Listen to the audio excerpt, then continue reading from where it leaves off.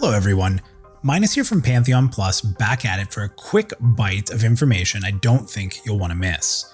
If you've followed Pantheon for a while, a hot topic, although often shrouded in secrecy, is that of the Progeny system.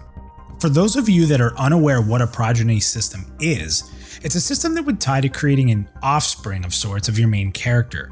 This would enhance your new character's starting strength or even its end level capabilities, but usually at a cost to the original character in which you've leveled.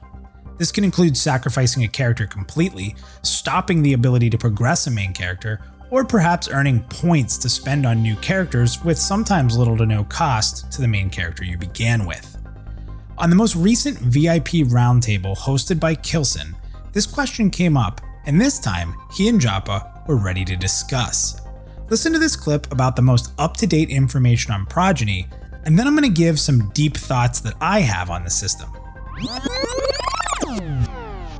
Is it safe to assume that Progeny is not a system to expect at launch, but perhaps an expansion? I would say that is a safe assumption. I wouldn't assume that it won't be in for launch. I think the way that I would want to word that is to make peace with it. If it doesn't make the cut. To make peace with it going either way. Awesome. I'll stop myself. I could say more, but I'll leave it at that. Look, it's such an in-depth system. It's not straightforward. It's huge. So yeah, if we can get it in, we will. If not, don't be upset. It would most likely be coming as soon as we can. You just have to say that when we talk about it being a huge system, and I even said recently that it's a very, the more I think about it, the more difficult and intensive it kind of reveals itself to be in my mind. And one of the reasons for that is because you're battling against the inevitability of a system like this becoming a mandatory process. Yes. Very, very difficult to design a system like this in a way that feels optional or that feels voluntary for the player. And when you have a system like this that is, I think in so many outcomes, involuntarily required for progression, you literally end up reshaping what the game is. And there's a reason why roguelikes, for example, are their own genre. They're their own thing because they're predicated on this rhythm of like leveling and dying and continuing that process over and over again, and it literally becomes what the game is. And with Pantheon, when you think about, unlike a roguelike where you can progress after 30 minutes of gameplay session, you're talking about hundreds if not thousands of hours. You're just talking about a value spectrum that's so cosmic in terms of your investment as a player. And then the question of, okay, do I sacrifice that for what? Like, what on earth could be on the other side of sacrificing that would make it worthwhile? And so again, it's not a statement to say that a system like Progeny, number one, that it even has to be predicated on character sacrifice. It can be, you can over time develop different kind of special currencies or whatever, that points or whatever it may be, that you can choose to invest in your other characters based on how much time you play your main or your mains, and those other characters kind of being Progeny related and connected to your main in some way. I mean, there's lots of ways to do it, but then it quickly becomes, is it worth it? Like, does it really add? And again, I'm just trying to make it clear that I'm not dodging the question as much as it's just a very deep process of thinking through. And many games have made adaptations to this. Like, you've got Dungeons and Dragons, obviously, correct me if I'm wrong, the original or one of the originals that brought this system into play. But you've got even Elder Scrolls Online has a champion point system. So when you hit max level, you continue to gain points, and those points are account wide. So if I create a new character and I've got, say, 100 points, I can use those how I deem fit to help that character with their build or growing. We can tailor it to however we want to suit our game, but making it not mandatory or not like the meta is going to be very difficult, I think, is what you're trying to say.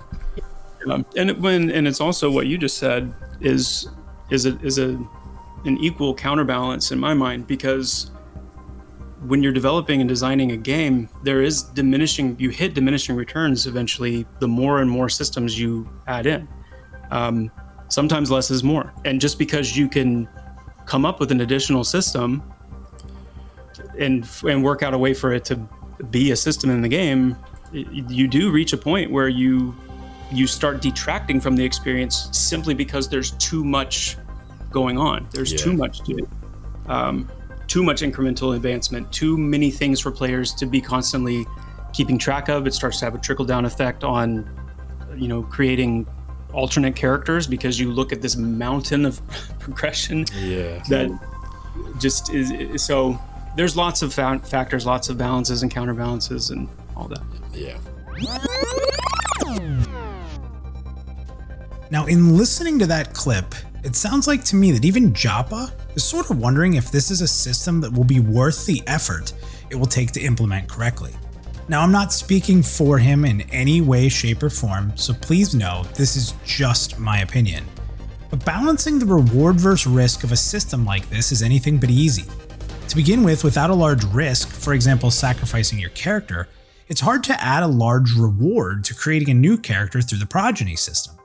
However, at the same time, as Joppa says, in an MMORPG, unlike a roguelike, the thousands of hours you invest in a character cannot be simply given up for a small bit of increase in power for a new character.